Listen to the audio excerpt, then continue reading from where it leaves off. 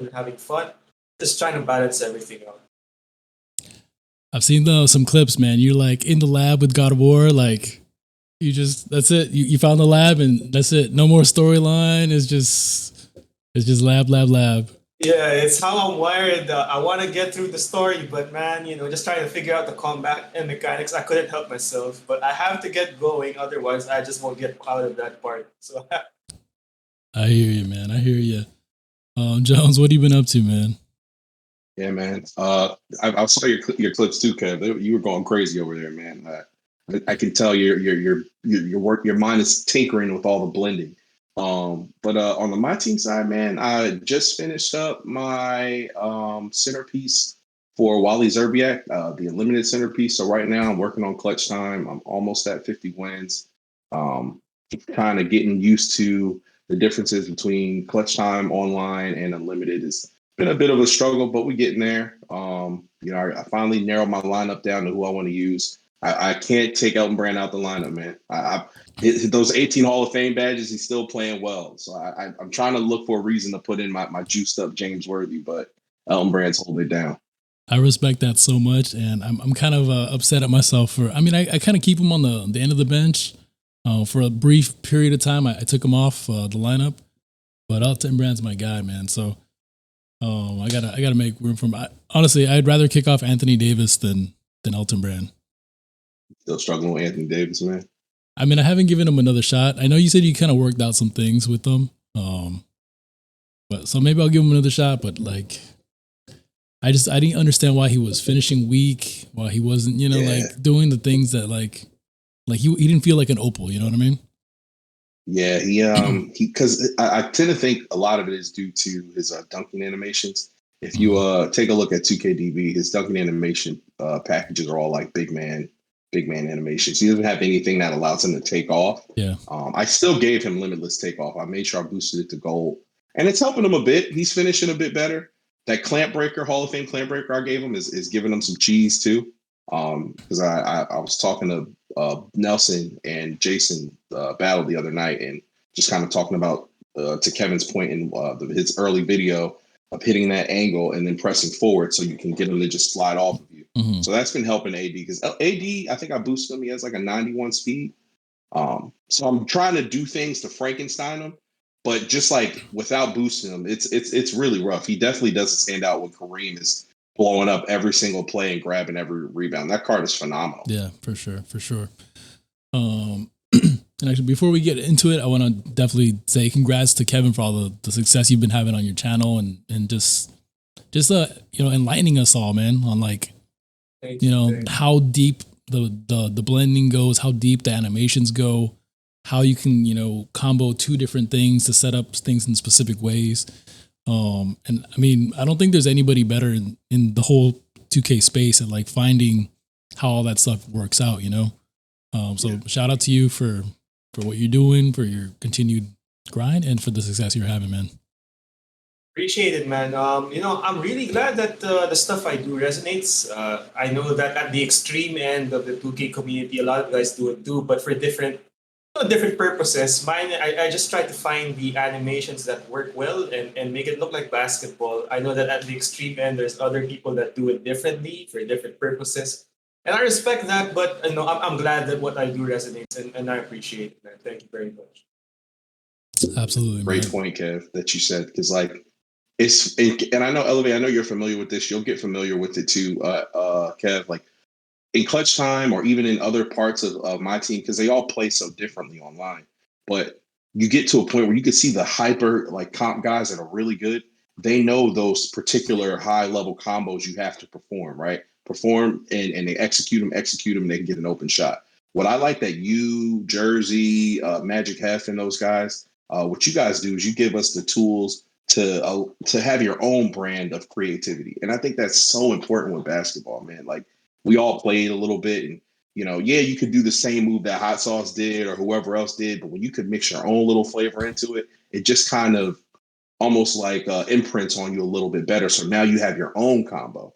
I know like fighting game cats, they really like that ability to just kind of know what those combos are, and I do think that has its usefulness. But for me, it's not fun when you're not being creative. It's basketball, man. You got to have some type of fun, some flow. Yeah, 100%. Like one thing that kind of gets me is when people say do it online because they want to see what they want. They want to focus on that one thing that works online. Instead, my goal is to give you the tools that work and for you to develop your own thing. Because I know that when the reason why people are asking for online gameplay is because they want to know that one thing that works and then key on it and just keep on doing it and just repeat it percent of the time. So I'm resisting the urge to do one of these things where like I show all the moves that work online because I keep on saying this, man. If you can do it against the Hall of Fame AI, there's no reason you can't do it online. Like you can't tell me that the online defense moves as well as offline defense, especially with the computer's perfect stick. So yeah, originality, just being you 100%, just showing you the tools to do things. I think that's what I try to do with the content, and 100% agree with you. Just be creative, try to figure things out on your own, and create your own sauce, man. That's my goal. Yeah, man. I always relate that to like when I started playing guitar. I would take, certain styles or licks or riffs from different guitarists, but eventually I would take that tool, that technique, and that one, and it would start blending together until it was my own like sound. You know what I mean? So it's the same deal, and I mean it applies to real life basketball too. The game or real life. You find like, oh, this crossover. Like we probably all practiced that AI cross a couple times, in our day. Yeah. Yes, sir. Yes, sir. You know what I mean? Yes, sir. So mix that with, like this guy's little fadeaway or shot or whatever, and all of a sudden it becomes your own style, So that's Kevin's goal, and that's absolutely the right approach to having more fun, in my opinion. But I mean, who knows? Yes. Who knows what's actually fun or not? But yeah, man, I mean, you're doing a great job. And Spatial, before we get into it too, I wanted to say, man, like your streaming is so underrated, bro. I love hanging out in your streams. The way that you can kind of like communicate and converse with the chat, and kind of keep us, mellow but engaged. Like it's extremely underrated, man. I encourage you to keep doing that. I appreciate that, man. I'm trying. I pop into your streams and I see, just like that difficulty of like I'm trying to play and talk to you. Yeah. And especially if you're getting in them streets, man. The moment you get online, it's a different beast because you like, again, I go back to the fact that MyTeam has so many different experiences. You're not getting the same thing you're getting in Clutch Time Online that you're getting in Unlimited because you have that accelerated shot clock. So it's like, oh, shoot, I got 14 seconds. Like, I haven't played many Clutch Time games online while streaming and won. It's so difficult. So, like, the fact that we have people like you or like shout out to Statistics, he's streaming right now. The people that can get online and do that, you guys are uber talented, like crazy talented, because it's tough. It's really hard. So don't lump me into that group, man. I take more L's on stream than I do wins. It seems like, but it's hard, man. I mean, it's tough. I just blame it on the chat. Bowles was actually streaming the other day. And he was like, man, it is harder to like talk to you guys and like play. He was playing Clutch Time Online, I think, or something. And I was just like, yeah, man, you just blame it on the chat, man. It's fabulous, It's not my fault. I'm gonna borrow that. I'm gonna borrow that, man, because that's you're right. And shout out to Bowles, man. Bowles is killing it this year. Bowles got a lot of game. He's got a lot of game. He's really good. Yeah, he posted his unlimited. One of his unlimited games. I love this flow. Just using the freelance to setting up plays, and then his one-on-one offense. It is connected well together. I think. Shout out to him. That's pretty good. And I was gonna leave this to the end, but this is a great segue. Talk about some of your favorite, not some of your favorite freelance and your favorite playbook to run in whatever mode you're running, MyTeam or My League or whatever it may be. So I stack 21 Delay and Warriors Freelance. I did a video on that just because there are a lot of advanced options out of it. 21 Delay is just, for me, it's the best. It's the 21 series that gives you that small pick and roll up top. But if you force the 5-man to go out first and pass it to him first, now you go to that 5-out Delay series. And it is just one of the best 5-out offenses. Same with the Warriors. I mean, the Warriors Freelance has a lot of nuances to it. it's different when you got Steph Curry initiating the Warriors freelance, for example, and Draymond Green. Just how they set up the different options out of it. I really love it. And for the playbook, I love the Phoenix playbook is my favorite, just because there are a lot of different screenplays out of it. So you get Spain pick and roll, but you also get ghost screens for your 1 and 2, different type of empty side pick and rolls. So those are the three. That's how I organize my offense. And although I show a lot of one-on-one moves in my videos, when I play, it's mostly just focusing on the 5-out freelances of 21 delay and Warriors freelance, and selectively using some of the Phoenix Suns plays. That's my favorite way to organize my offense right now. I'm gonna have to check out that Phoenix Suns playbook and see what's up with that. Spacial? Yeah, I'm definitely gonna have to think about that too. I think Kev, he has my heart, man. That 21 delay freelance is it's really great. I love kind of feeding the big, especially in clutch time. I love feeding the big because everything's spread. You can just kind of go for a face-up attack, or you can kind of wait for that delay series to get the pin down on the corner for the first shot or whatever. But 21 delay is what I'm going with right now.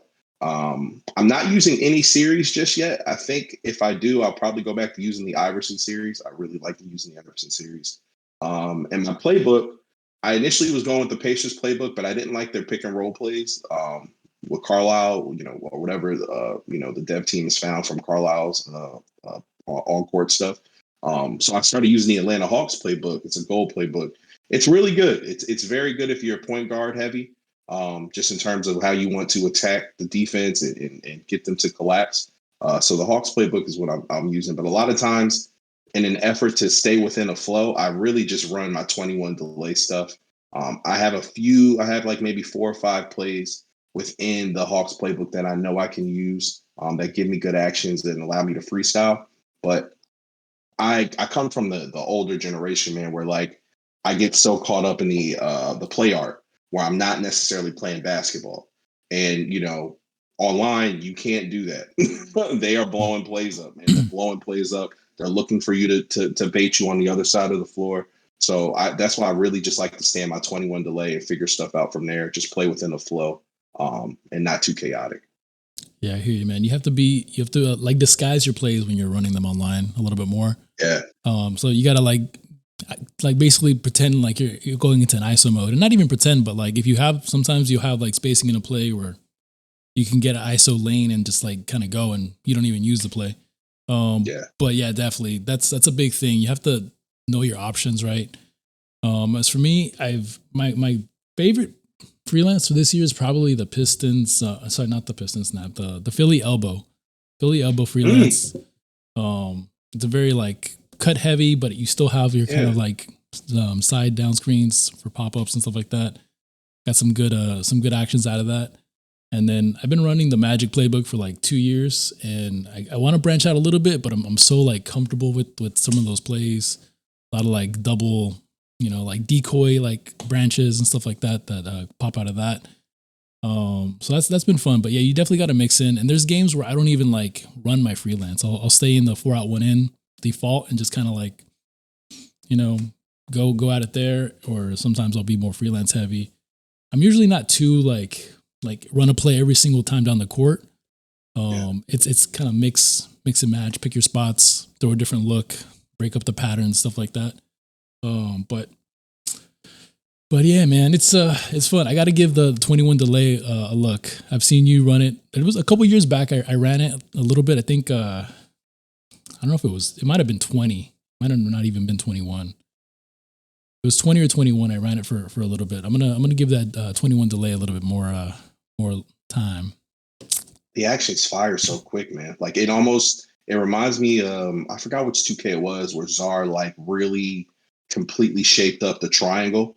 Because if you were running triangle early, it needed some work, but Czar got it to a point where the triangle actions would happen super fast. Mm-hmm. And that's why I like 21 delay. Those cuts off the first action, and when you get in the spots, they initiate and begin really quickly. Mm-hmm. So it's just really easy to kind of find what you're looking for. Even in clutch time, it works really, really well. I wish we could save. Is that still tied to like being able to update playbooks? Do you guys know? Because we can save defensive settings. You know why we can't? Have you guys heard anything? Can't save the offensive stuff. No, I haven't. I don't know. Maybe that's something that they're gonna shore up in later iterations. But yeah, it would be nice because I hate that pause, that first initial pause where you got to kind of set up your offensive stuff and turn on. I got to turn on my team communication. Yeah. It would be nice if the offensive side stuff saved. Yeah, that's a nice QOL feature or quality of life feature that I think is needed. Just having to set everything up every single game gets a little bit, it adds up. If you're in a huge online grind, having to do that every time, it gets a bit annoying. But yeah, that will be a huge feature. I guess for me, it encourages me to just get to my offense quicker rather than if I just want a quick session and I have to set everything up and then I just why bother? Yeah. So overall, guys, how do you guys feel the state of 2K23 is? Just overall thoughts on the game, the gameplay, some of the modes, experiences, all that stuff. Go ahead, Spacial. I got next. Yeah. I think the game is still in a good place. I've been a little frustrated by some of the server issues. I'm not gonna lie. Getting a bit more server errors. I'm experiencing a ton of frame rate skips or frame skips in clutch time, particularly on jump shots. So that's been a pain point. I think Unlimited works really great. They really got Unlimited down pat. I know that they fixed the quitting and not getting wins. I actually had that happen this morning where a guy quit in a clutch time game and I got a win. And typically, like when you kind of quit within like that first 30 seconds, it would register. So that was kind of nice too. But I think the game is still in a really, really good place. I think I'm looking forward to next season, seeing what new dribble moves Dr. Mike Wang installs and what card he's going to juice that on. Because, dude, I tell you what, that Tim Thomas card is cracked. I had Nelson Blake or Books test drive Tim Thomas in a share play, and I got a mean tutorial about how good that Tim Thomas is. He's disgusting.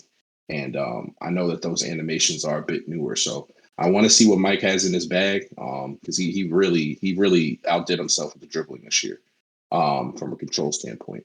But yeah, I would like to see the frame skip issue be remedied. To be honest, just because it negatively impacts me. I just went away from using the shot meter too, so now I really need those visual cues to be a bit more consistent. As I'm learning my players and learning my releases, and just kind of disciplining, myself visually to what I'm seeing so I can play well. Those frame skips are very, very, very frustrating when you're trying to get a win in clutch time to advance or whatever the case may be. So that's really been my issue. I know that I've seen a lot of folks complaining about some of the events that are working in the city on Fridays in particular, like the 2K League events. A few guys that I follow. Shout out to Forever Quan. I know he's trying to get in the mix over on the 2K League side. So yeah, it seems like server issues are impacting the game a bit, but not in like a 2K15 sense where like we couldn't play online for a month. So it's not that bad, but it could be improved. I don't even remember that. That's crazy. Yeah, man, that was nuts. People didn't get their pre-order for a month, and you couldn't play online. It was crazy. So that's one of those back in my day, I had to walk through the snow to get to school, uphill both ways type of thing. Kids don't even know how good you have it, huh? Yeah. Kev, what do you feel about the game, man, at this point? A couple months in? Yeah, from a gameplay perspective, I think one of the things that I wanted addressed was it's a little bit forgiving, but the adrenaline boost system was a lot forgiving in season 1. Like if you had handles for days, you could do momentum spam and not get a big penalty. I think that was fixed in season 2, and I think that was a lot of some parts of the community complained with that as well. But I mean, the momentum crossover as a move this year is just much weaker compared to previous years. So the sooner people realize that they need to get off that momentum crossover, unless you use it to escape, the better it is for everybody. But so that was one angle that I liked that was addressed. Although in general, I think they could still make the adrenaline boost system a little bit more punishing, but I know how they need to balance all these things out. So right now I'm fine with it. It's not as juiced as it was before. So it was fine overall. Yeah, I think for me in the Philippines, one thing that you'll hear a lot of Filipino and 2K players complain about is how we don't have our own servers, and that impacts a lot of our online gameplay. And that's why I've been resisting online for a while because as someone that's reliant on stick execution, just to showcase how I play, it gets stuff out there. I need to be connected with someone that's on a good server. Otherwise, the experience is terrible for me. That's something I hope that gets sorted out in the future. Maybe add more servers on Asia because I'm connecting to Hong Kong, Indonesia, or Singapore, and on whichever server I land on will really determine my experience. And if I'm playing someone from Australia, then it's over. It's like over 300 milliseconds of latency, and that just kills the game for me.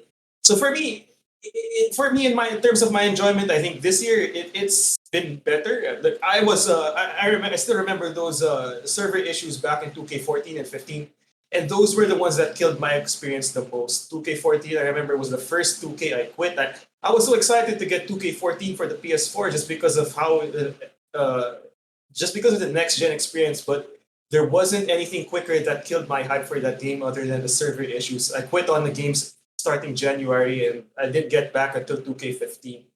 Things are much better now. I mean, but otherwise they could still improve. At least from my end, the experience could be better. Now I'm enjoying my. I'm trying to get into my team. I mentioned that the grind can be overwhelming for someone like me who just started out. So I've been watching some videos on how to most efficiently and quickly get my centerpiece stuff. So I'm working on adding a few centerpiece pieces so I can get Arvidas a bonus. I don't care how slow it is. Arvidas a bonus. I'm gonna make sure that people pay if they want to. If they don't know how to defend the post with Arvidas. So my plans for my lineup heading into season 3 and ending season 2 is get Booker. Ben Simmons, I want to show people what Ben Simmons can do because he's got Hall of Fame clamp breaker, Hall of Fame bully, and Hall of Fame quick first step, I think.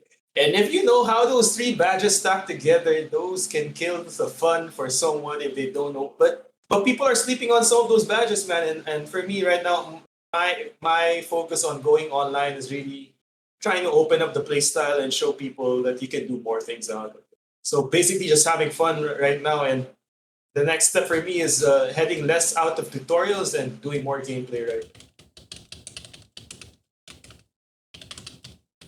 And you gotta, for me, man, you gotta get the Jordan Poole, man. You gotta get that one. Yeah. So please grind triple threat offline. Please get that card. You have to. He's juiced, man. I would love to see your in-depth tutorial on that card. It's funny, man. They got Jordan Poole's carry animation even in the game. That's how bad it is for Jordan Poole right now. They might have to take that out next year because of how they're calling the carry violations now. But Jordan Poole is sick. He was one of my first guys that I wanted to do a signature video on. But it's just the stuff that I figure out in the game, man. My content pipeline got sidetracked definitely just because of how good the game is in my opinion from a gameplay perspective. But Jordan Poole is sick. I need to get him Jordan. Man, and I still have not really given him his fair chance. I'll be honest. I don't know. I guess it just doesn't fit like it would be different if you could run the one. It would be a lot different, I think. Yeah, it would be. Which doesn't make. I mean, I know he's kind of like in that role, but he's essentially like he's just as much of a point guard as Steph Curry is. You know what I mean? Yeah. So I don't know why 2K does that. Sometimes they just I guess for game balancing, whatever, but then they'll go drop 2 weeks later. He's not that big of a two guard, so if you slide him on to the one, it would be fine. He doesn't have high strength. He's about 6'4". It's about same height, average height, I think, for some of the point guards, 6'4", 6'5". So yeah, it would be nice if he could run the one. Because right now, the way two guards are coming out on my team, it's going to be tough to run Poole sometimes if he got matched up really that badly with some of the twos out there. Yeah, for sure. Even at this point, it's already he seems undersized, which is why I don't run him. Just defensively, I don't know if he can hold his own, but I'll give him a shot. I'll give him a shot. I'll give him and AD a shot at the same time and see see how we do. He's underrated. I went through it on my my last stream because of his tendencies. I know. His tendencies are so good. I don't know why they made his defensive tendencies so good. It just is. The downside is if you give him all defensive badges that he needs, you're running out of badge slots and you can't give him any finishing badges because he's such a great dunker. But that card is just so good. I don't know. And again, he has like all of his own animations too. So you almost feel like you're using like a special card. But to you guys' point, they are really giving us a lot of shooting guards to choose from. You can go the budget side and get like a Lance Stevenson. You can go get Ricky Davis if you're a big baller. You know, it's really whoever you want at this point. But because he's free, I think everybody should have him because he's so good. He can guard Jimmy Butler. He can. Really? Yeah. All right, man. I'll take your word on it. And speaking of that, where's Kobe, man? Is this the longest we've ever been in a MyTeam cycle without any type of Kobe card? I think so. I was actually going to kind of bring that up as a side point. They are really slow rolling the cards we get, man. Like it's like the fact that we got a Ben Simmons, and Ben Simmons, if you know how to use him, he can be really good. But he's not a point guard. You know, the Kevin Durant, they didn't give him a fast release, so he's not glitchy like Tim Thomas. You know, we don't have a Magic Johnson yet. I actually thought we'd have a Magic Johnson by now because we're basically almost in the middle of November. Oh, not yet. We're still in the beginning. But yeah, like we're not getting any Kobe's yet. I really wonder what those elite players are going to do, like from an impact on the mode standpoint. Because, you know, once they gave us so many versions of LeBron, I thought LeBron was going to be a bit tougher to deal with. He's actually not, you know, depending on what your card makeup is like. And they have Ron Artest, who's a budget beast. So there's so many options at the wing spot. But yeah, man, I would love to see a Kobe card right now, you know, with his SIGs too, because he has really good SIGs as well. Kevin, how does that like pacing of the content, how does it feel like and seem like to you? What's your opinion from kind of a more, not outsider, but, you know, like somebody that's just kind of diving in, somebody that doesn't live and breathe and is shackled to the mode like me and Spacial? So I jumped into MyTeam last year at around Christmas time when they started giving away stuff because I thought that was a great way to encourage new players to come in. As a new player coming in at the pace of the cards that they're putting out right now, it's a bit difficult. That's why I haven't gotten online yet because right now my best player is what was my best player right now? My best player might be Diamond Ron Artest or Diamond Kyle. I had to get Kyle Lowry because of that step back jumper. That step back jumper is mean. But then I noticed that he's juiced defensively as well. So that will give me an opportunity to at least compete when I start going online. But I think the pacing right now is much faster than last year. Like the trophy case cards for the opals. I haven't seen what the opals can do yet, but last year, I think we got opals by around the time of All-Star break. Was that it? But having opals right now, I don't know. It was right before Christmas when we got opals last year. It was right around that time, yeah. It was LeBron and Steph Curry right before Christmas. Yeah. So I don't know how that affects the pacing. I also know that like 250K qualifiers factor into some of that as well. But for someone that's coming in new, it's tough. It's a bit tough right now. That's why I want to build my squad up before doing anything really. So that's something that honestly intimidates me a little bit. Seeing that some squads have 2 opals right now and basically have a complete set of pink diamonds that they could have granted. But that's on me as well because I started late. But for someone that's coming in a bit newer or a bit late, having to play catch up for me is something that's a bit tough right now. So that's something I'm dealing with for sure. It's interesting because you guys had like opposing perspectives on that, and you guys are both completely right. It like I can't make sense of the content like structure and like the way they're rolling things out because they're withholding certain names like that. Some cards seem like super juice. Like even like the glitched Hakeem that came out a little bit ago. You're just like, whoa, already? That like, I mean, other than badges, like how much more, like juice, you know what I mean? Like we're getting to that point where we're seeing some really juiced cards.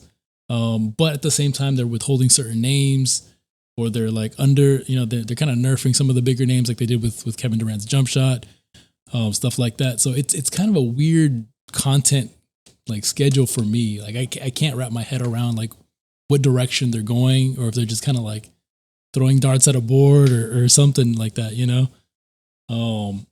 And I would like to see like a more structured system like throughout the year, you know, a cadence of content, where they can be a little bit more faithful to like how players play.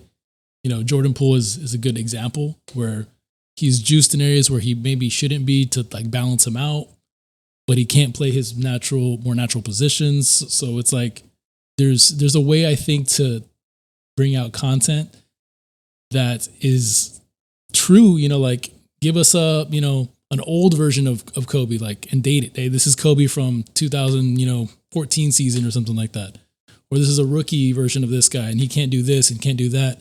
And that way you have cards that have their own like identities and they're kind of true to life to that era. And that's how you kind of balance the gameplay out, you know, like give us, you know, the Jordan that can't shoot consistently from outside. Same thing, Ben Simmons that whatever is true to life and can't make a jump shot or whatever it may be, you know. But I like to see that. I don't know if you guys agree with me or disagree with on that point. I know a lot of people are like, fantasy mode, give me everything that has never existed, but I'd rather not play with skins. I'd rather play with versions, and I'd rather have like those barbershop, you know, debates on, you know, hey, Shaq versus, you know, the Warriors or whatever. Like, how would that play out? But in order for those things to play out, I think you have to be kind of more faithful to the players. What do you guys think about all that? I mean, you're speaking my language right there. For me, when they first started rolling out my team, that's how I envisioned the mode to be. Uh, the thing about the skins, playing against player skins resonates with me. Like that's why I hated endgame content last year for 2K22. Like when all cards play the same, then what's really the fun out of it? Because everyone's got the most juiced animations. I mean, right now it's relatively early. You get one or two cards out of the that can break the game. Fortunately, not everyone knows how to do it. I saw the Spacial Jones clip on Tim Thomas, and if you knew what to do with a Steve Francis size up, combine it with attacking size ups and the different counters you can out of that, man, you can kill people online with that stuff. But every now and then, some of those fun cards that are really juiced is fun. It introduces a new element to the gameplay. But for me, that my hope is you get players that play authentic to how they actually play in real life and focus on team building rather than on super juiced out cards, at least on the early part of the game. I think that part's fun to me for sure. Yeah, man. I what's funny, Elevated, you kind of brought up a point I hadn't considered, man. Because I remember when they there was like, it might have been 2K19, where they hit a really, really high point with the moments, where they were giving us moments in moments packs like every other day almost. They or not moments packs, but moments players. And when it comes to somebody like Braun, I remember we had like 2 Diamond Bronze before Christmas, and Diamond Braun, I think in 2K19 or LeBron in 2K19 was awesome. His jumper was so easy to and I want to say one of the Diamond Bronze was a shooting Bron, and he was disgusting. And I think about that time, and while like you have the players that are popular now that everybody wants, at least for me, you know, I'm about to be 35 in February. Like that's not really that attractive for me. I know we're gonna see many Brons. I actually don't want to see many Brons. I like seeing a Tim Thomas right now. You know, like Tim Thomas was one of my favorite, like, forwards, because I had a thing for forwards growing up before I became like a teenager, where like I loved Horace Grant, I loved Tim Thomas, I loved, any forward that just kind of caught my eye that could shoot a little bit face up and be a banger in the paint. And so getting a Tim Thomas early was really cool. This is a card I've never seen in my team. He hasn't been in 2K probably since 2006, or maybe even before then, like when he played for the Clippers. But you talk about skinning, and he is literally a skin, right? Like that's not Tim Thomas. That's like not even close. Jumper is not even close to his jumper. Looks like, he's completely cracked. He's almost like a glitch card, but it's almost like Elton Brand. Like we got a version of Elton Brand on launch. That's not Elton Brand, guys. It's just not, like his jumper is, shout out to the dev team. I think they really tried to recreate his jumper really well this year. I know in prior versions they had better versions of Elton Brand's jumper, but to make him viable to my team, the jumper's a little easier. His dribbling's a bit higher to where you can get him over an 86 quite easy to where people want to use him. And then they gave him the Hall of Fame bully badge, which turns him into a power slasher, in my opinion, right? And then you can give him clamp breaker if you want to be like that. So we have all these cards that you can use, to Kevin's point, towards team building. That's actually what I think the trophy case cards are. I think once you get to the opals, like those can be featured. You can feature an AD. That Clyde Drexler is ridiculous. The Jimmy Butler's nuts. And so on and so on. But the pink diamond cards, you got a lot of shooters. You got the Mike Finleys. You got the Wally Zerbiaks. You got the role player like a Jeremy Lin off the bench if you're a budget baller. But then we keep getting these pack drops where, like the Kevin Durant pack drop is cool. In terms of spending, this was probably the least I've spent on a pack drop. Like I literally spent that 50 and I got out of there. I've been spending more than that, especially I spent way more than that when it came to Tim Thomas. But Tim Thomas is one of my guys. So I think they're going really, really slow, and they may need to speed that up, for the people that are fans of the NBA right now. Like, I don't know if you guys follow Razor. I know that he's done renders for Carlos Arroyo. I know he's got a Bobby Simmons render. So that means we're probably going to get a Bobby Simmons in my team. I love that. Bobby Simmons won most improved player in the 2010s or before the 2010s. But like those cards are not true to life. They're not true to their form. And I think that if they were to be true to their form, maybe they wouldn't be as interesting. Like who would want to get a Carlos Arroyo if he wasn't glitched and can dunk, as a 6-foot international guard, like he's going to probably be a dunking shooter. I would imagine possibly maybe be a diamond when they put him in the game. Bobby Simmons, I could easily see him being like a pink diamond in somebody's pack drop with like a featured, like almost like how Ricky Davis was a side to Kevin Durant. Like I could see stuff like that coming. Because I see 2K's trying to serve two audiences while turning the my team tradition that we are all accustomed to on its head, right? Like my team has never really, in my opinion, my team has never really been heavy on team building because of how people play, right? There are people that go, they use their front five and that's it. They don't even do substitutions. And that's kind of what my team was. So now we have more stamina impact. So that means, hey, you got to have team building to where you're comfortable with your next group. You may even have to go 13-man. There are people that are still not doing 13-man lineups because they want to get matched with somebody else. And it's like, that doesn't matter at all. You're not beating the matchmaking system. You're just not. It is what it is. But I say all that to say that now that we have this new approach and this new version of the game that's with all these new features that we're not accustomed to, you really have to change your approach to my team. Like a shout out to DBG, like I know that he's been advocating for certain things from a casual standpoint because everything is such a big time sink and those cards aren't that interesting, right? Like I love the Jordan Poole because Jordan Poole is unique. He's very unique. He has his own SIGs. He has a really good balance with his defensive tendencies. He's just not playing. He can't play the point guard. But if you don't know that about Jordan Poole, well, why would you go after him, right? Like who really wants to do the trophy case grind? You're at this point, with the excitement towards opals and getting opals, you're probably just getting those cards as an aside to get, who you want to get as an opal and build your lineup around that. So I think my team is really heavy on team building right now. And I think that's why we're getting such a slow roll. Because this, in my opinion, this is the slowest in terms of getting the popular cards that we've ever been. I wanted to say last fall, didn't we get a Kristaps Porzingis? Like an Andy Kristaps that was nuts. Yeah. And I want to say it was a glitch KP. That card was nuts early on. Like we don't have anything like that. Now we're getting the glitch like budget centers, the Jared Allens and the what's old boy's name, man? Robert Williams. Those cards can go against AD because they're so fast and so tall, and they're lower tier, but they are very pricey on the auction house. So I think that there's just this weird thing that's going on in my team that we're not accustomed to, and I think we're all kind of waiting for my team to bust it all open and be like, all right, guys, here's AD that plays point guard. Here's LeBron that's a coach and a center. It's like, what the heck? Like we're all just waiting for it, and it's not happening. I don't think it's going to happen for a minute, to be honest. Oh man, that Jared Allen card is probably the reason why AD got kicked off my team. Legit.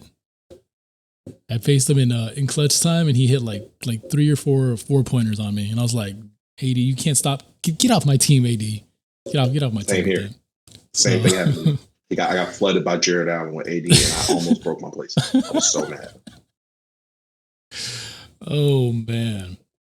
So it's interesting, man. It's really interesting, and I love how you kind of like shift perspectives and kind of look at it from different angles.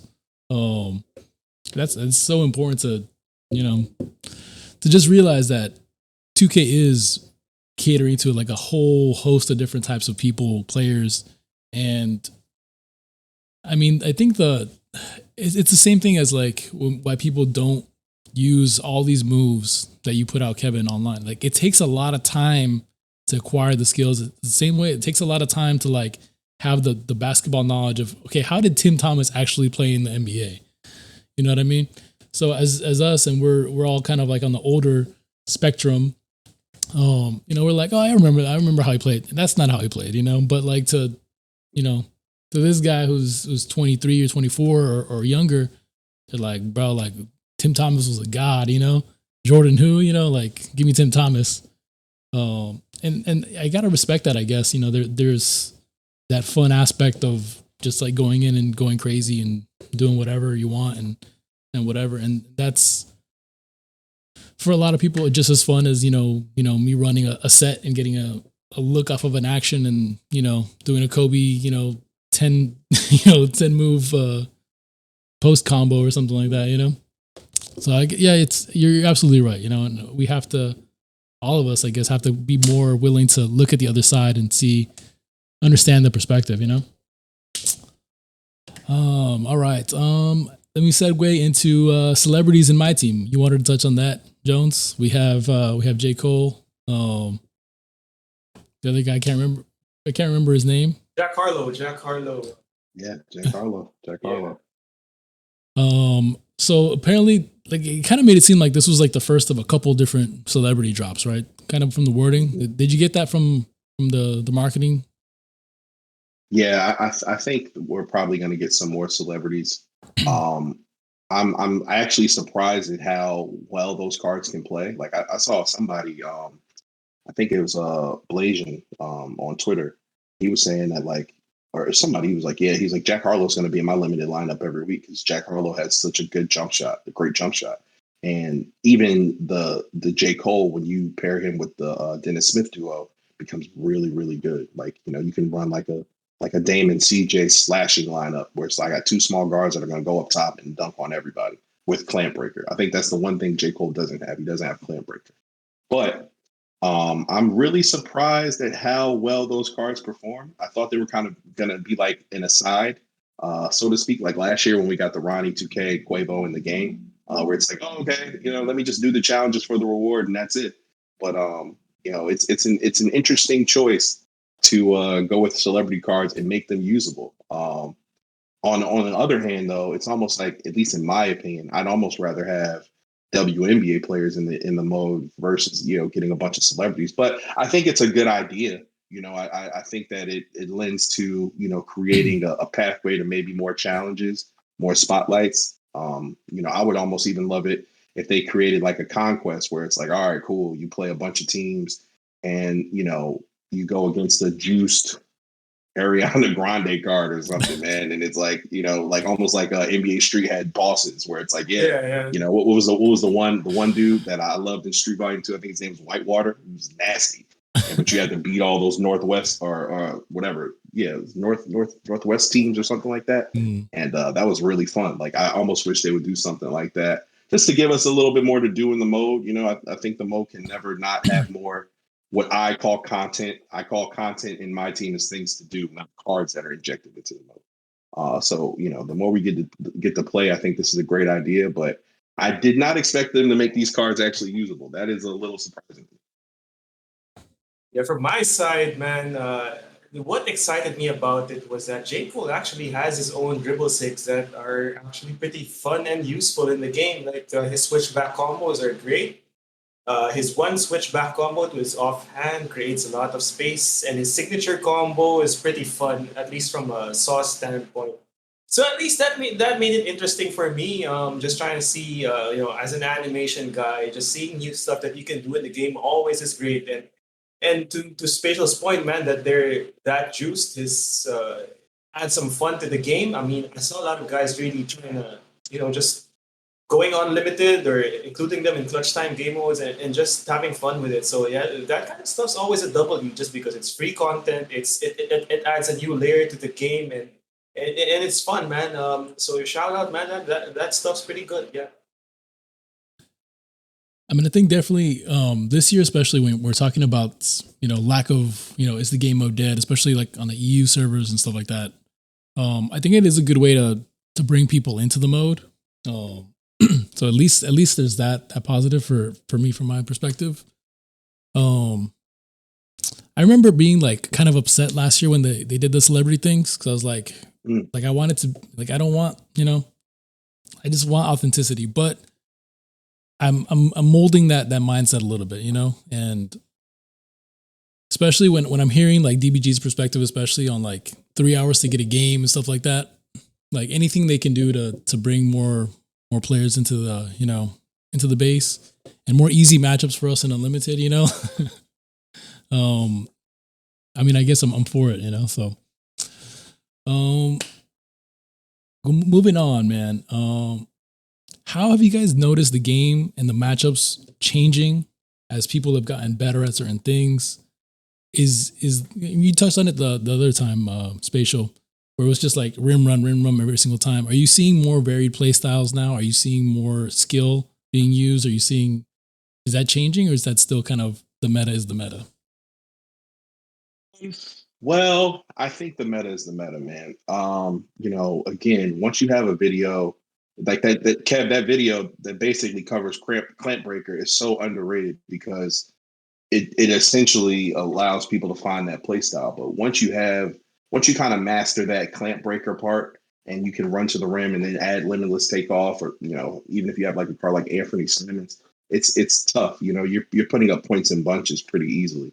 But to that point, I am seeing a lot more different play styles. I'm facing some higher tier comp guys, I can tell, that are really, really good, especially playing clutch time online. And I'm learning a lot, like just in terms of what they're looking for. You see almost like the 3-piece combo of like the R2 snatchback, dribble, either the pull up, or you kind of go for like the hezzy, explode drive to the side, left or right. And then, obviously going to the rim. So you're still seeing a bit of rim running. I think now that we have different cards, though, it doesn't seem like people are struggling to stop it, but it would just kind of be nice to see more people going for jump shots. There's just so many jump shots that you can get in jump shot variations. I don't really see many people going to the post fade. I don't know why. The post fade is very good. Everybody kind of wants to get into the paint, either run, from box to box, getting easy layups. And, we just don't have a good, I would say, suite of post animations that really can show the user what's happening down there. Because I think that's why people early on believe that there was no defense in the game. And it's like, well, it's not that there's no defense. It's just more so you're not getting that attach, when you're holding R2 in the paint and you're on to the ball handler. That's not really happening. It's actually on you as the defender to position yourself there and then push, so to speak, by pressing your left stick into the ball handler to contest. You got to do the work because a lot of the times the CPU, they'll be there, but they're paper down there. It's just not. And that's why I said we need more animations that really kind of show like what's happening in detail in the paint. Is it bumpy? Is that a lot of it seems like it's more tethered to speed and just constantly bursting from box to box to get around that guy. And that's just not basketball in the paint at all. So, you are still seeing a bit of mashing. I think it's just going to be a part of the experience for the whole year. Once we start, if we get a cracked Rudy Gobert, cracked Andre Drummond, those cards are going to be really tough because it seems like those long bigs, even like Jared Vanderbilt, they're very easy at getting dunks down there, like super easy. Yeah. When you have that length, so that's Shout going to out be a Tyson thing. Chandler. Yeah. Oh God, I don't know why Tyson Chandler is the best center in all of my team, but History, yeah. once he gets a really good card, it's really going to be tough. It's going to be nasty. But I think that it's we're all kind of still learning the game to a point. I don't see a lot of complaints about stamina anymore, but I am still seeing that paint mash and play quite a bit. It's just not as frustrating as it was on launch. It's it's definitely easier to stomach in my opinion. For sure. Kev, you have anything to add to that point?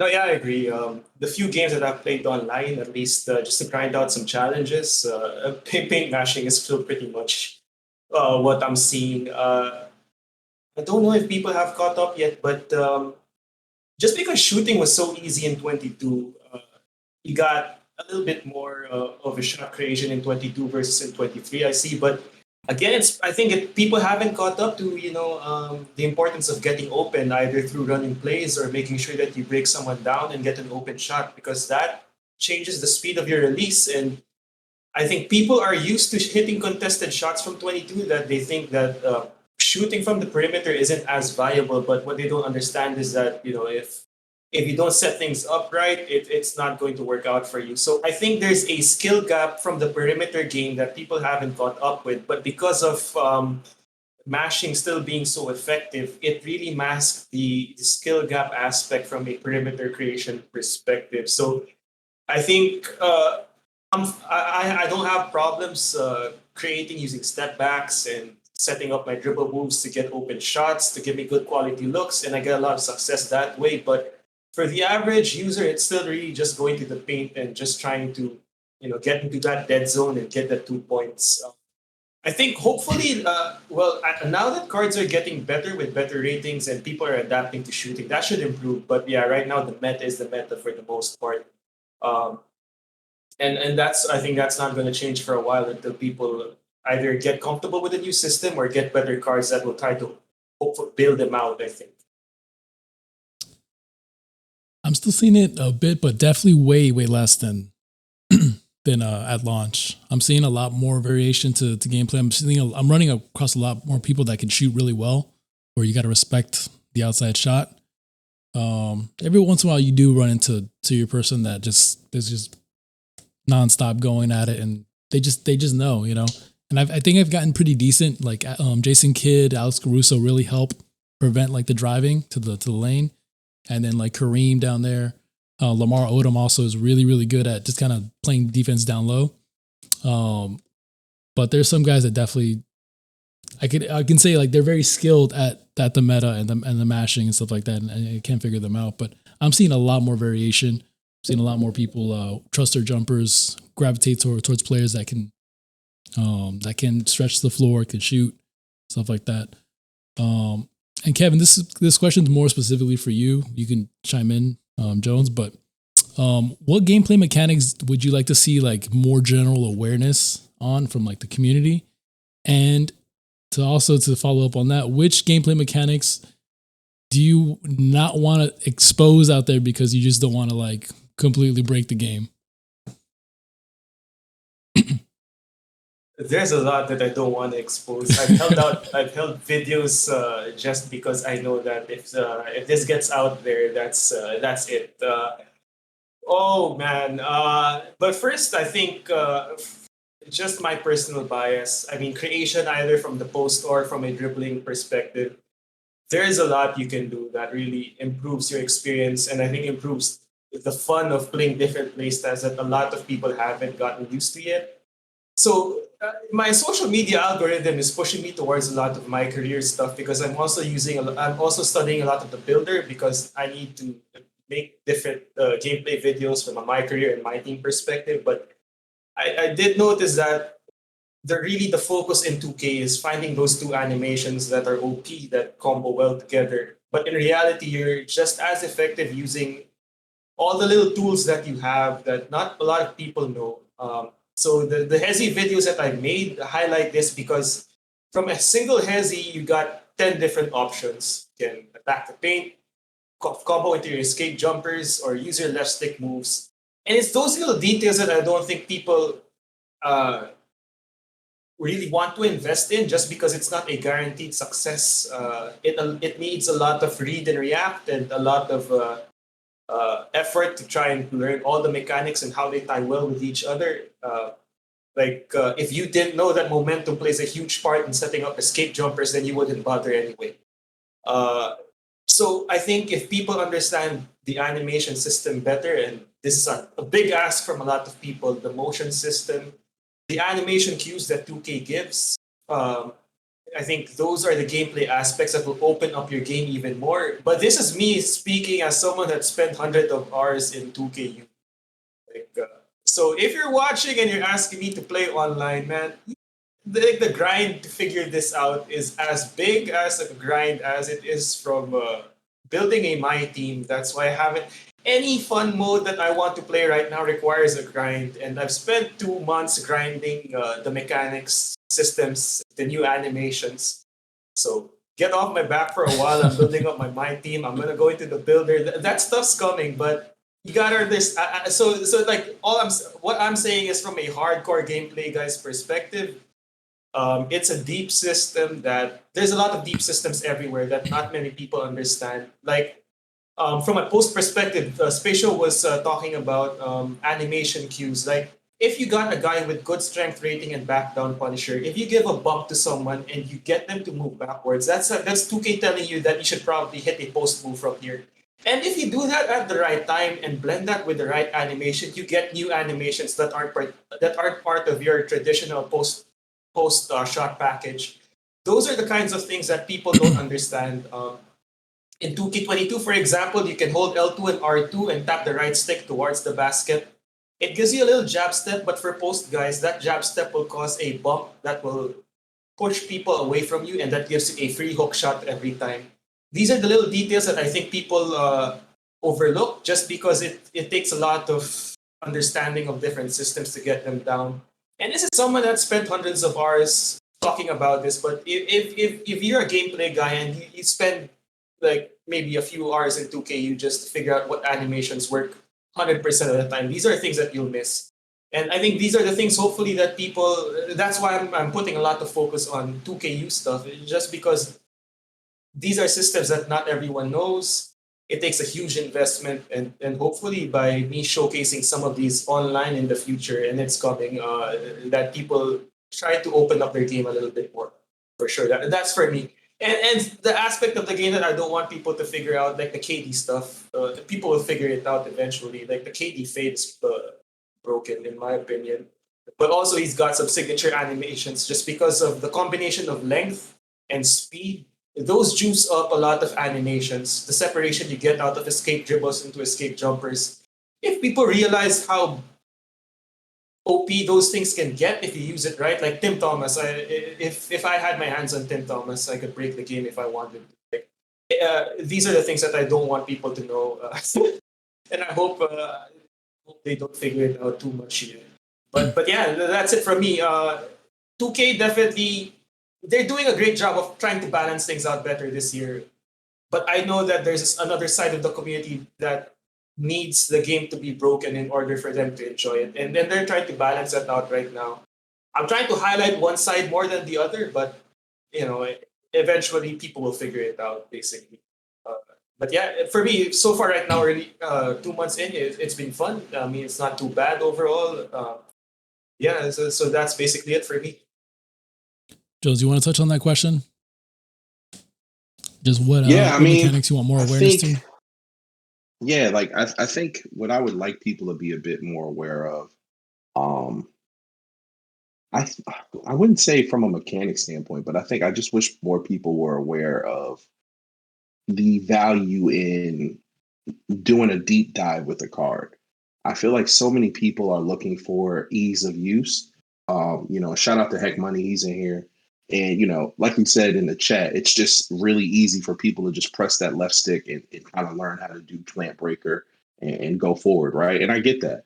But like any card can be useful if you're willing to put the time in to learn it. Any card. And I know that time is of the essence. We don't all have a lot of it. And you're at any stage, right? If you're a kid, you might have extracurriculars. You can't play the video game all the time. If you're an adult, you definitely can't play the video game all the time. If you're in college, you have school, so I get it. But, there's cards like Jalen Brunson that, people don't think or people were kind of like sleeping on. And it's like, nah, that card's kind of good, man. You work on some of the post up stuff, pop step layups. If you just try to find out how to use a card, its usefulness, and then then you go into the mega deep dives where you're like animation blending, like on the Kev side.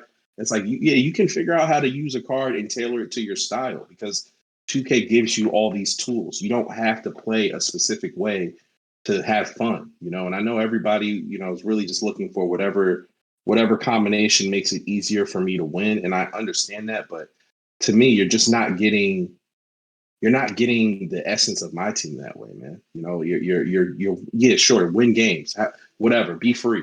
But like, do you know how to use Elton Brand? Like, do you know how good he is off the face up, drive to the right, bully leg? Like, are you doing that?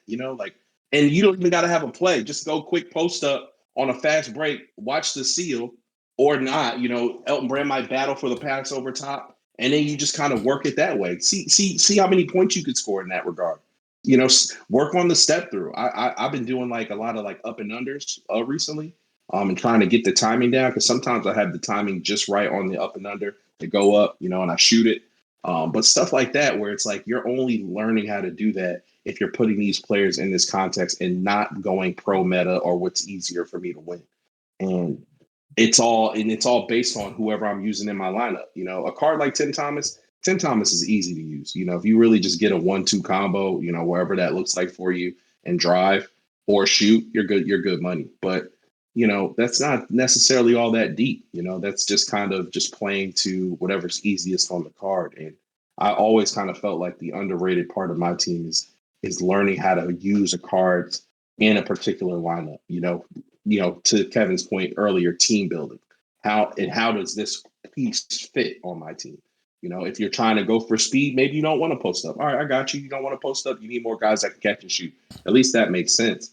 And I think that's why we get to the point where it's so many cards are skinned to be pro meta. And it's like, all right, well, now we got this Bobby Jones card, and we got to make his shot release fast, so that people don't call him a cone, whatever the case may be. So I really just wish more folks were into labbing and learning how to use players in my team, man. Instead of it just being what's the build and what is he similar to. I just don't think that's good for the mode, or just good for your own enjoyment of the mode. You're not getting the full thrill of what my team has to offer you. You're just kind of doing whatever's easiest. I completely agree with you. And I've always like kind of made it a point, like my chat knows I've become like very anti-meta the last couple of years, where I'm like, even if if it's not one of my favorite players like in real life and it's a meta card, I'm just like, no, I'm good. I'm gonna go lab this guy and use this guy, whatever. And I see both sides of it, because I've seen people say, well, I'm glad that my favorite player is actually usable in the mode at some point in the game. You know what I mean?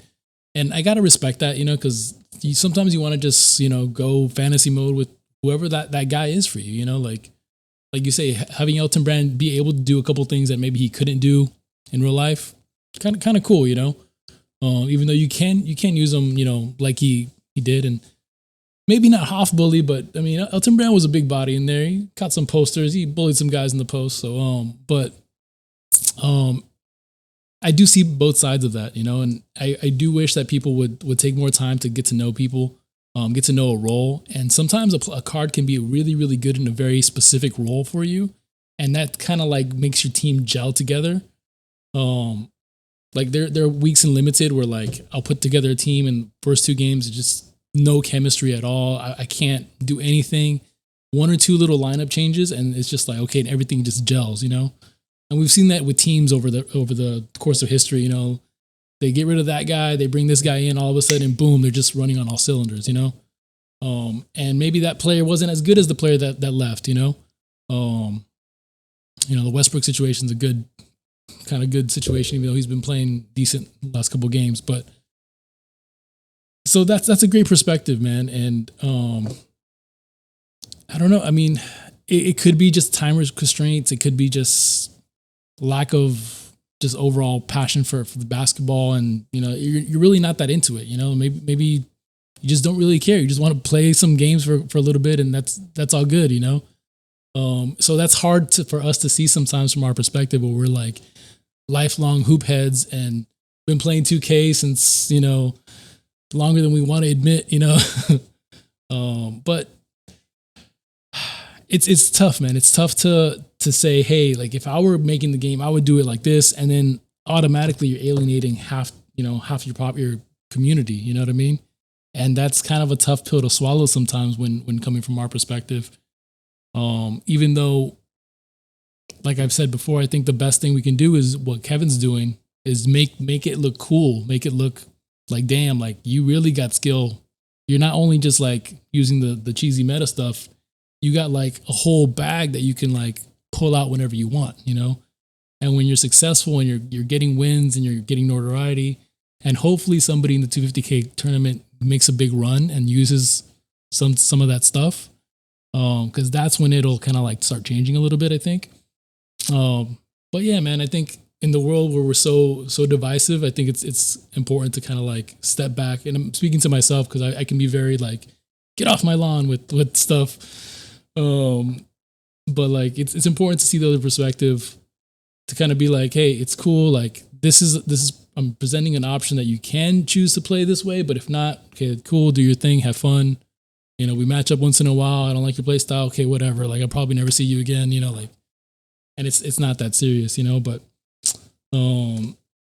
yeah, that's a great point. I mean, I do videos not to showcase what you can do in the game, not exactly how I want you to play. Like I don't compel you to play like the way I play, because the way I play is tailored to how I learned 2K all these years, man. And for me, like one thing that kills the enjoyment out of the mode is the homogenous playstyle of people think like they want to play calm. I wish there were more diversity because the game allows for it. But I also understand that, trying to develop your own style takes a lot of time. And in a mode like MyTeam, where time is really important in order for you to prioritize what you want to get out of the mode, that's not really something you can ask from everybody. But hopefully it's by doing some of the stuff that I do, people get an appreciation out of it, and see that there's more to it, more to the game than just the meta, for sure. But that's a completely valid perspective, man. And with age, I've done the same thing. I used to be more hardcore, like if you don't play like me, then I don't really respect you. That changed, right? That changed with me with time, because I understand different people want different things out of the game, and you gotta respect that. And I think that's the perspective that I gained through time, and I think that's important as a community to understand that there isn't one way to play, but hopefully it's a way that brings enjoyment out of the game for everybody, for sure.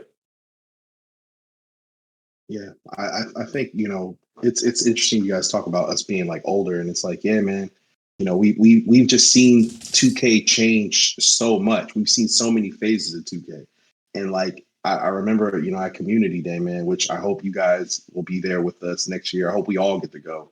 But like I remember being at Community Day, and I was right next to the young guy, Gamer Keezy, man.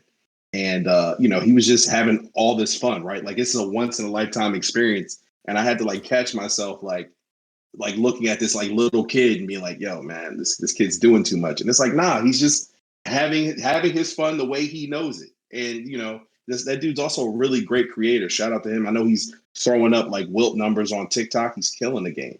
But it's like, yo, we can't gatekeep 2K and like what it means to us. You know what I'm saying?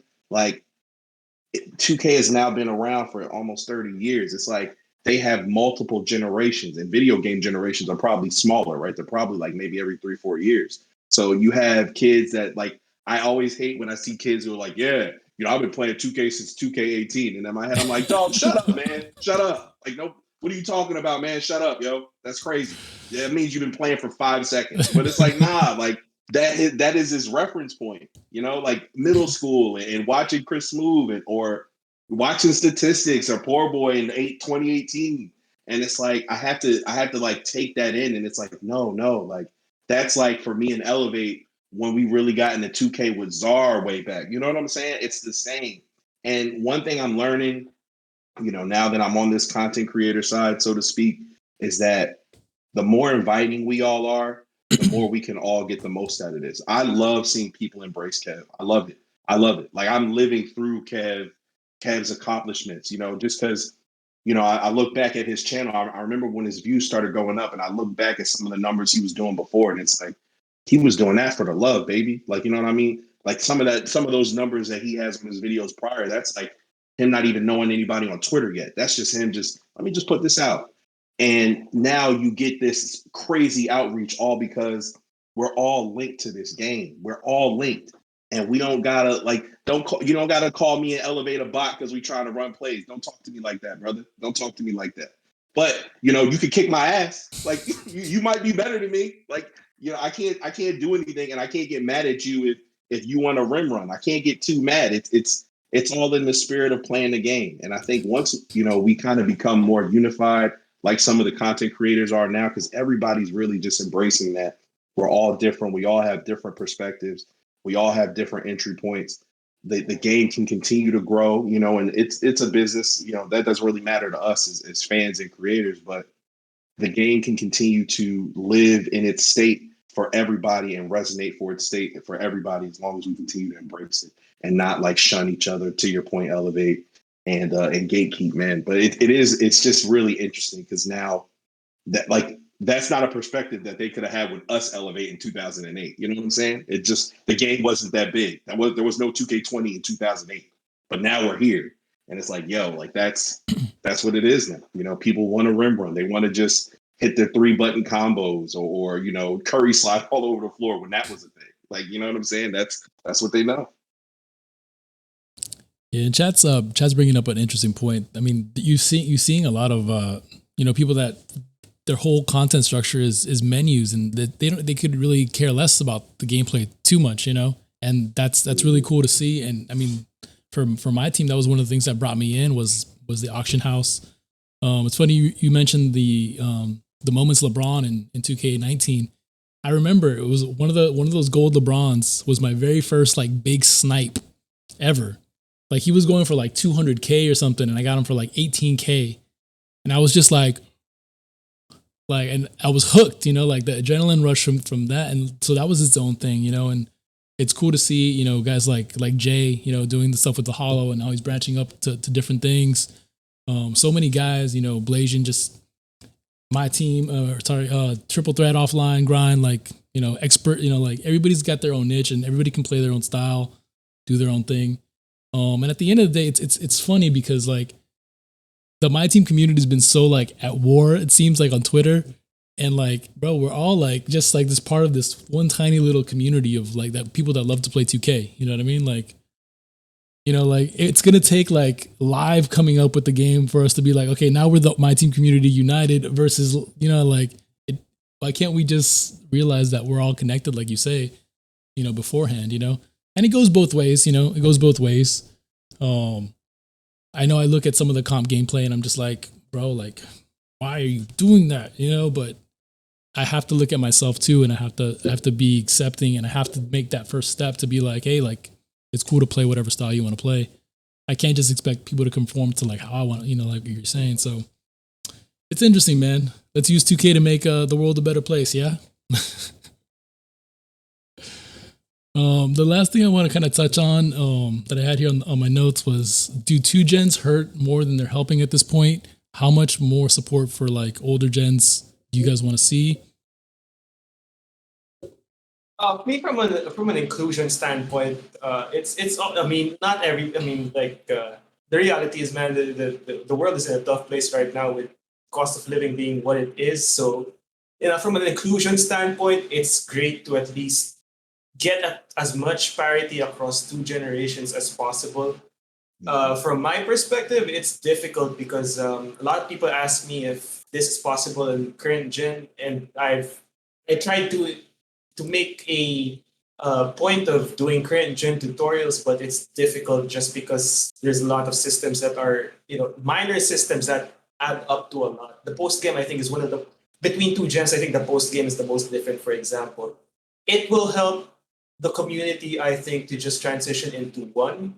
But that's speaking from a position of privilege. That's not necessarily something that uh, everyone can benefit from right now. But if all things were equal, I think next gen is a way better experience than current gen. It might not seem like a lot, but there are a lot of small systems based things that next gen takes advantage of. The fluidity of the game, play calling. I mean, the post game. I think the big from a mechanic standpoint, the post game is probably the biggest one, but it would benefit the game to really just. I mean, also from a player pool perspective, like you were mentioning earlier, that DBG had to wait a few hours just to match with people up. I think it benefits everyone just to get into one pool. But also, I think crossplay is important. And I think what will make that easier is if also on the PC side, it transitions into next gen 2K. But Yes. having just one big pool of players, I think will benefit the community a lot. I think for sure it will. Yeah. Yeah, I agree with those sentiments as well. I think like there's like I can see it both ways though. Because like on the one hand, from a business standpoint, and I don't work at 2K or anything like that, but I think that there are some drawbacks to having the dev team work on two games. I think that, there's things that are missed naturally, right? For any company, if you were to work on two systems. I think, and I would like for them, honestly, selfishly, I would like for them to completely go away from that just because I think that their energy would be better served. Like I still to this day, I don't know how they built two games and they were working on the city for a new gen. I don't know how they did that in 2019 and going into 2020. I don't get that. That's nuts. But they did. And so now we're at this point where the city is, remember when the city came out, if you were on next gen early, it was bare bones, man. It was not much in there. And that was still exciting for us as lifelong 2K guys, but there were a lot of people who were hating on it. They were like, this is stupid. So now you go in there now and it's lively. They have all these NPCs and side quests and all these different things, and it's only going to expand. And I think if they could just kind of center their energy towards the next gen experience, like Kev said, on the PC side, going into venturing into that crossplay aspect, I think that would be huge. I think that it's a hindrance from just like a workload standpoint. But Kev, you really touched on it, man. The impacts everybody's feeling economically. It no matter where you stand, you're noticing a difference. I spent $91 in gas for my truck the other day, and I was like, "Yo, this is stupid right now." And I work from home. I don't even go anywhere. But stuff like that, and it's like I can't even imagine, looking at your parents for VC. Even if it's just like Christmas VC or something like that, or whatever the case may be, I would imagine that's a challenge. But it's cool that Sony's finally being able to get more systems out there. They seem like they're much more easier to be able to get one. And hopefully as mortgage rates continue to go down and things kind of stabilize, we get to a much healthier place where there isn't this huge disparity. Me and my friends, we would always joke about like having next gen and people playing on current gen. Like if anybody told me they were playing on current gen, I used to send them that 50 Cent meme of him driving away in the car, like because it was like, yo, now it's like, well, if you can't afford a system, what do you do, right? You're kind of stuck where you're at. So hopefully, things can get a bit easier. Everybody can get on next gen because it's a much more fruitful experience. Once you kind of feel that foot planning difference, oh my God, that's a game changer. You know what I mean? Y'all remember the first time y'all played 2K on next gen and you could just see the difference? Yeah. It was so palatable, so once people, can all experience that, I think it'll be for the better and we can fully transition into this new gen. Yeah. I haven't played current gen at all this year. Last year I gave it a shot, at the request of my chat, for a little bit where I played it and I much preferred next gen experience. I think, the chat's kind of talking about it. I think a lot of it is like the player pool and like the easier matchups you get, because I remember last year when I went on to current gen, like I was just like I had no idea what the mechanics were, whatever, and I felt the differences, but I didn't have like the intricacies down. But I was just online and I was just like wrecking people, and I was like, oh, this is why you're on current gen. So that plays into it. it's tough. Obviously, like the consoles kind of came out in a weird spot in the history of the world. You know, like nobody kind of foresaw like a global pandemic, and that's had repercussions down the line. I agree though that a year or two down the line, I don't know how much longer they're going to support like a full fledged new game on current, but it will help to kind of like unify things. And this is the kind of longest grace period I think we've seen with like cross gen stuff going like that. Cross console gameplay I think would really help from like PS5 to Xbox Series X. PC get into that mix, I don't know, because they do some wild stuff on PC, but at least like the PS to Xbox side, like next gen, current gen cross, that would be a huge thing for next year. I don't know how feasible that is. I know a lot of other companies can do it, but but yeah, man. I think that's kind of all I had wrapped up. Is there anything you guys want to like throw in at the end? You guys want to plug your channels, plug something? Spatial, you got a side product you want to like display for us or something? Little side hustle you want to plug? Hey man, I don't have any side products, but hey, check me out on YouTube, Spacial Jones. Check me out on Twitter, man. Check me out on Fanbase. I'm on Fanbase. Follow me there if you're getting off Twitter. I'm also on Mastodon too. So if you're getting off Twitter, you want to follow a 2K creator, come check me out. Check out all my guys. Check out Elevate. Subscribe to everything Elevate's doing. Check out my guy Kev. Check out my guy Kev. Check out my guy Kev. Check out my guy Jersey Made, man. Please, Jersey Made 93. We miss you on here, brother. I hope all is well. Check out Czar. Czar doesn't stream all the time, but when he streams, it's like a family affair. It's a few hundred of us in there just chilling. So please check him out. Shout out to Sim Nation, always books, Jason, Cy Gold, Los, all y'all, MF Doombot, and check them out all on social as well, all on Twitter. But yeah, man, and all the bigger creators too. DBG, Cheap Ludes, the young guy Killer Josh. I like that kid. Check him out. Check out. I think Heck Money's a creator too. Check him out. We got a lot of creators, man. We don't have a network, but 2K is the network. So support all of us, man, please. Yeah, same sentiment for me, man. I mean, just hashtag Sid Nation, just to check out your favorite Sid Nation creator.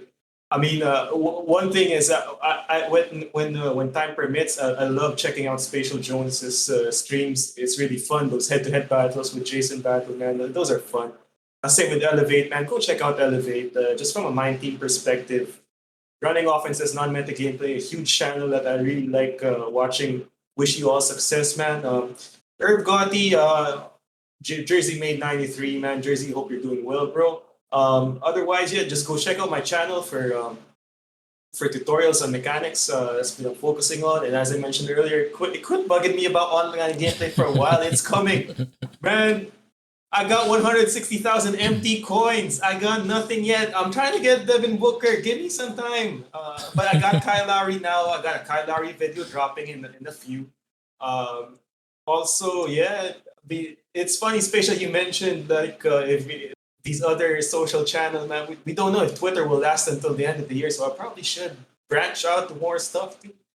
But yeah, I mean, first of all, Elevate, thank you for doing this again. Thank you for having me, man. Appreciate the platform that you have. I mean, I'm trying to get into MyTeam more. I started the year saying that I'll do career more, but I understand like that side of the game is a completely different beast in itself as well. And Uncle Demi's holding that part down. So I'm trying to learn a lot from that side as well. So here's the thing too. If you're asking me to do stuff on Rec, you guys understand how much VC and how much grind you need to do to get Hall of Fame badges and whatnot for being able to do that on Rec. So you can't expect me to do all of these things at the same time. So just for my sanity, get off my back on the multiplayer side from both my team and my career. That's coming, man. I grinded out the mechanics and all these animations for you. That took a huge amount of time, but I promise the multiplayer stuff is coming. Building myself towards that, but with that said, man, I appreciate the community. Spatial mentioned a few names earlier, like Josh, Killer Josh is one of the nicest dudes I've met. The Pac Champ, Matt Mojo, CP the Doc, those guys. Matt Mojo. Matt Mojo, yeah, those guys on the MyTeam side as well, man. All good vibes, all positive vibes. So go check everyone's stuff out, man. Project Elevate, Spacial Jones, Jersey Made, Kevin Cruz right here, Irv Gotti, hashtag Simnation, baby. Just check it out. Another thing, Kev, you know what this means though, brother? If they're pushing you for more content, that means we got to get Kev on the full-time content creation game so you can just sit all day on the computer playing 2K all day. So everybody support Kev. Monetize. Let's get Kev to 1 million subscribers. Sure. Let's get Kev some endorsements. Let's get Kevin next makers, man. If y'all want the content, there's more we got to do, man. 100%, man. Absolutely. The 9 to 5 is a killer, man. So 100%. Right now, it's a slow week for me just because of how bad things are at my job. But yeah, 100% appreciate the support. Yeah, man. And another thing, I know they're going to be streaming later for the RTeam podcast. Shout out. Great, awesome brother, man. All that jazz. He'll be on later, so you got your morning dose with us. You know what I mean? As things was wind down towards the evening, maybe you're doing your leaves or, doing the dishes. You want some easy listening. Check out our guy, All That Jazz. He has a lot of creators on there on the MyTeam side. Please check them out and support them as well. Yeah, I'll definitely be in there. I love Jazz's podcast for sure. So I'll see you guys in there. Yeah, I know most of you guys will be in there chilling, hanging out. And that premiere is lit, man. I used to watch it. I used to save it for like midweek when I was like doing stuff. But the premiere is lit, man. That's where it's at. Get in that chat. You guys, man, you guys know I appreciate you. We've communicated for a long time. We've kind of known about each other for a long time, and then this year really kind of started, face to facing and stuff like that. So much love, nothing but love for you guys, nothing but respect for what you guys do. I appreciate so much you guys taking time out on a Saturday to kind of just hang out, talk 2K, talk about what you're experts at in your field. So I appreciate you guys. We'll catch you guys on the next one.